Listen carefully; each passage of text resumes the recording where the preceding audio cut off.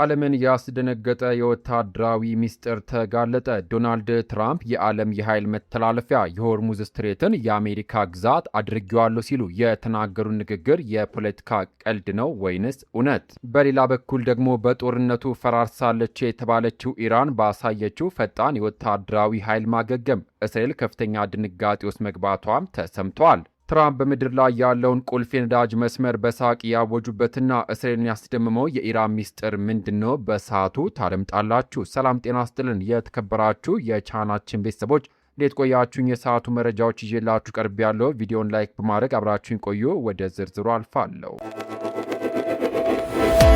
በቅድሚያም የትራምፕ አነጋጋሪ ንግግርና የዋይት ሀውስ አስገራሚ ምላሽ። የዓለም ፖለቲካ መድረክ ሁልጊዜም በሚያነቃቁት ዶናልድ ትራምፕና በመካከለኛው ምስራቅ ውጥረት ዙሪያ አዲስ አነጋጋሪ መረጃ ወጥቷል። ፕሬዚዳንት ዶናልድ ትራምፕ ከኢራን ጋር ከተካሄደው ከባድ ወታደራዊ ግጭት በኋላ እጅግ ስትራቴጂካዊ የሆነውን የሆርሙዝ ስትሬት የዩናይትድ ስቴትስ ግዛት እንደሆነ እገልጻለሁ ማለታቸው መላውን ዓለም አስደምሞ ነበር። ትራምፕ በኒውዮርክ በሚገኘው የናሶ ካውንቲ የፖሊሲ አካዳሚ በተደረገው የፖለቲካ ሰልፍ ላይ ተገኝተው ለደጋፊዎቻቸው ሲናገሩ በጣም እየተሸነፈች ያለችውን ኢራንን ድል ካደረግን በኋላ በቅርቡ የሆርሙዝ ስትሬትን የዩናይትድ ስቴትስ ግዛት እንደሆነ እገልጻለሁ፣ እውነት ነው በማለት በሳቅ ታጅበው ተናግረዋል። አክሎም አሜሪካ የቀይ ባህርን እገዳ በቁጥጥሯ ስር ማድረጓን ሲገልጹ እኛ ካልፈለግን በስተቀር ምንም አይነት መርከብ አያልፍም ሲሉ አስጠንቅቀዋል። ነገር ግን ነገሩ እውነት ነው ወይ? የታዋቂው ዎል ስትሪት ጆርናል ዘጋቢ ብሪያን ሸዋርትስ ከፍተኛ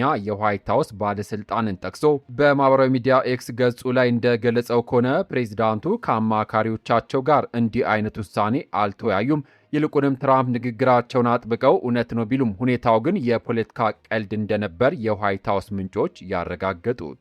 ለመሆኑ የትራምፕ ንግግር የምር ቀልድ ይመስላችኋል ወይንስ የታሰበበት የፖለቲካ ስትራቴጂ? ሀሳባችሁን ኮሜንት ላይ ጻፉልን። በመቀጠል ደግሞ ቴህራን ለዚህ የአሜሪካ የቁጥጥር ጥያቄ የሰጠችው አስደንጋጭ ምላሽ ምንድን ነው? መረጃውን አድምጡ።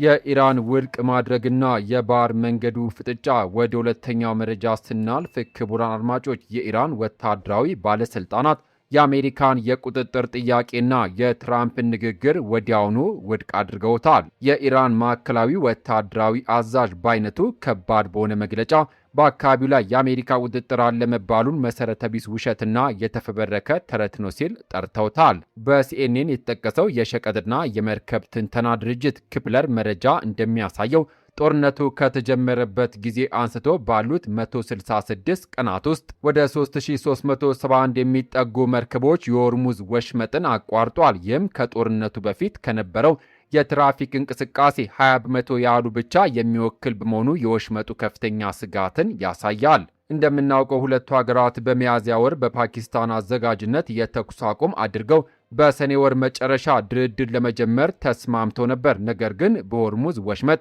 የመርከቦች የመጓጓዝ ነፃነትና የደህንነት ዋስትና ላይ በተፈጠረ አለመግባባት ድርድሩ ተቋርጧል። ይህም አልፎ ተርፎ ዋሽንግተን በኢራን ላይ፣ ቴህራን ደግሞ በዮርዳኖስ፣ ባህሬንና ኩዌት በሚገኙ የአሜሪካ ወታደራዊ ጣቢያዎች ላይ የሳይበርና የሚሳኤል ጥቃቶችን እንዲለዋወጡ አድርጓቸዋል።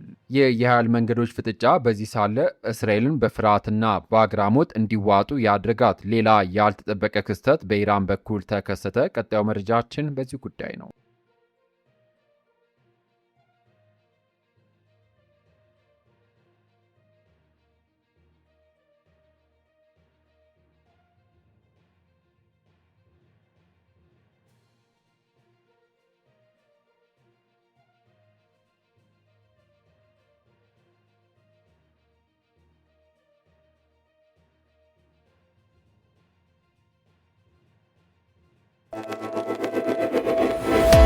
እስራኤልን ያስደመመው የኢራን ፈጣን የጦር ማገገም። በመጨረሻም በጦርነቱ የመጀመሪያ ሳምንታት በደረሰባት ድንገተኛ ጥቃት ሳቢያ የኢራን ወታደራዊ ኃይል ሙሉ በሙሉ ደክሟል ተብሎ ተገምቶ ነበር። ነገር ግን የደህንነት እና የጂኦፖለቲካ ባለሙያዎች ያስደነቀ አዲስ ክስተት ተከሰተ።